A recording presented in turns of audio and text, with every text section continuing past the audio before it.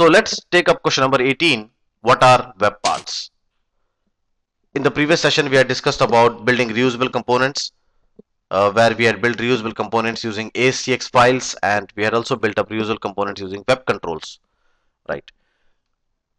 One of the very important features which any reusable component should have is customization and personalization according to business user. In today's world, when you build a website, personalization and customization are features which basically show that how concerned you are about a business user, right? Now web parts helps us to build reusable components which can be customized and personalized according to business user. For instance, let's say that you have a website which basically has news and it also has weather report. Now what can happen is that some of the users are only interested in seeing the news and not the weather report. So they can go and they can personalize the site page according to their wishes and they can only see the news. Now, what we'll do is that in this session, we'll first see that what basically web parts is theoretically, and in the coming up session, we will actually try to deliver a web part in SharePoint. Okay, so moving up to the second point in web part. Web part is nothing but it's a simple class which basically inherits from system.web.ui.webcontrols.webparts. Right. Web parts are deployed in web part zone control. Right. So first thing, web part is just a simple class. Second point, they are deployed in the web part zone control. Okay, the web part zone control is nothing but it's a container type of tag, where you need to put your web part tag. We'll see that how web part zone control looks like. But at this moment, this is just a theoretical discussion, which will help us to fundamentally make our base strong so that we can understand web part in a more better way. Now, in order to deploy the web part in the web part zone control, we have an extra manager called as a web part manager. The web part manager responsibility is to add and remove web part from the web part zone. So you can probably have number of web parts on your site, and web part manager will help you to remove and add web parts to the web part zone control, web part zone. The web part manager basically acts like a controller, right? Here's a simple example of a web part. Basically, I have made a simple label web part, a customized label web part where a user can go and customize the label text of the web part. So basically, a web part looks something like this, and you can see a drop down here in a web part. Whenever you build a control as a web part, and you deploy it, you will see a drop down like this, and it will help, and it will have a menu called as modify my web part. So you can click on that. The end user can do this basically. Whatever I'm speaking now at this moment is from the end user perspective.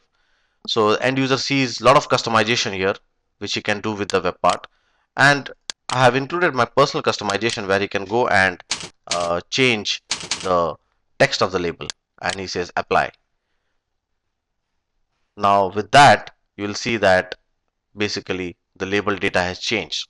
Now this is the view mode, and the previous one was the edit mode. Now you must be thinking that basically when you make a ASCX control, you can always make master screens or customization screens which can basically do all these features for you, right? For example, what is so special about web part? In other words, if I say, okay, if I want to make this label, this customizable label through a simple ASPX page, what I need to do? I need to basically create a simple master screen, which basically helps me to have all these properties, right? I have all this text, etc. But that is what the use of web part is. When you deploy your functionality as a web part, you get this built-in screen. You get this built-in screen as the web part framework. You don't need to build this screen from scratch. That's the first thing. Second, things like for example, if I change this data according to administrator, only the administrator should be able to view that changes. Means personalization according to users. These all things are handled by web part itself. So whatever you change for a web part according to the user, it's saved in the content database, right? And it is retrieved depending on the user who has logged in. So these all functionality, or this all this all extra work you don't have to do. It's already been included as a part of the framework. So if you really see what I've done for this simple customizable web part is that I've just concentrated on the functionality.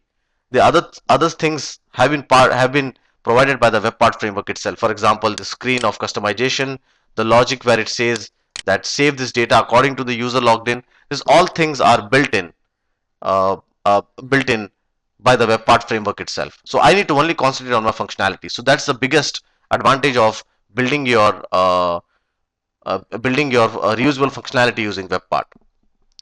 Now, one of the important things to remember is that when to use a web part and when not to use a web part. Basically, if you think that you want to provide customization and personalization, it is good to use web part, because as web part saves customization according to user logged in, it definitely makes your system slower. So definitely there is a huge impact uh, on the performance in case you start building up reusable functionality uh, using web parts. So you have to make a choice saying that, do I need to do customization on this reusable functionality? If yes, then use web part, because